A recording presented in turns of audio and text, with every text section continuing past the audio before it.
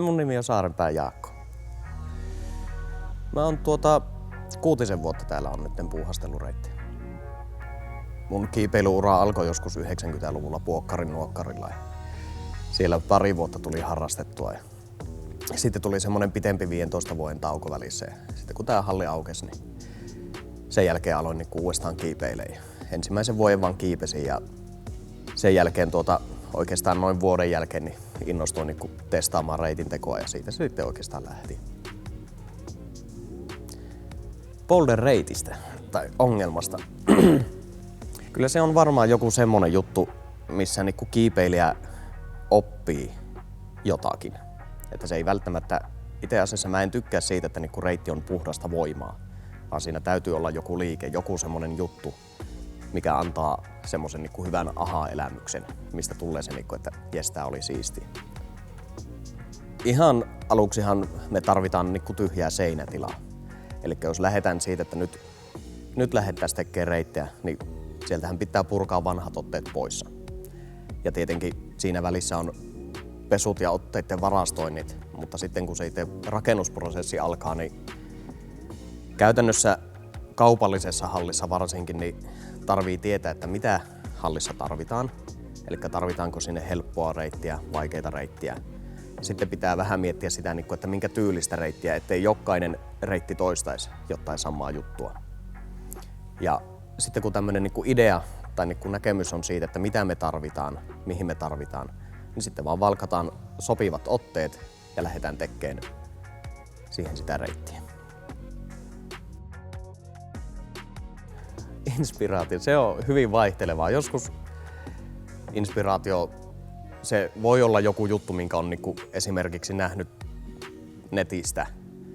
Tai se voi olla joku juttu, mikä on ulkona ollut semmonen siisti juttu. Joskus se on vaan ihan tulee omasta päästä semmonen, että ei hitse, että tämmönen juttu voisi olla kiva. Sitten sitä pitää lähteä vaan toteuttaa. Mun semmonen selkein tavaramerkki on semmonen ihmeellinen käärmeilytyyli, missä vähän tarvii painosiirtoja. Pitää saada lantion ja jalkojen asennolla haettua tasapaino. Ja sitä myötä löytyy sitten se ratkaisu siihen reittiin.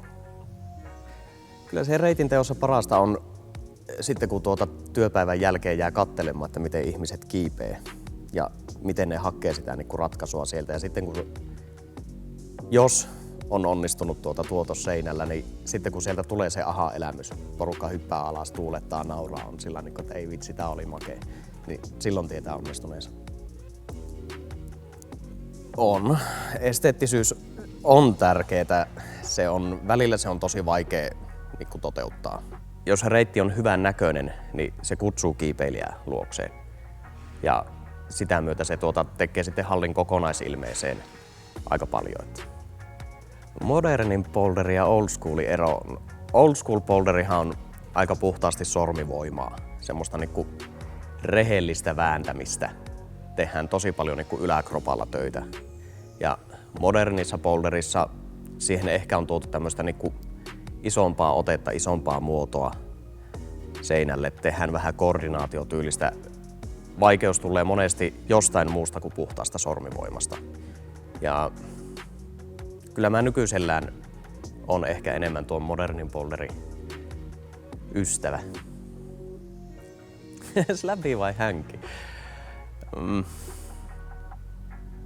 Kyllä mä ehkä enemmän nykyisellään slabista tykkään. Tai on varmaan aina tykännyt. Se on kuitenkin siinä pääsee jaloilla tekemään myös töitä. Ja sillä kropalla slabille on helpompi tuoda niitä asentoja ja painopisteitä esille. Että hänkillä se sitten kun siirrytään negatiiviselle seinälle, niin se siirtyy sinne sormien päälle se kiipeily paljon enemmän. Sinne on vaikeampi toteuttaa tämmöistä kokonaisvaltaista kehonhallintaa. Ehkä selkein semmonen, mitä porukka, mistä on tullut semmonen, että okei, että tuota ei ole koskaan ajatellutkaan, niin on tää kaupallisen hallin reitinteko. Että kun pitää ottaa tosi laaja asiakaskunta huomioon, pitää ottaa ne ihan ensikertalaiset huomioon niissä reiteissä, pitää ottaa ne kaikkein lyhimmät junnut huomioon.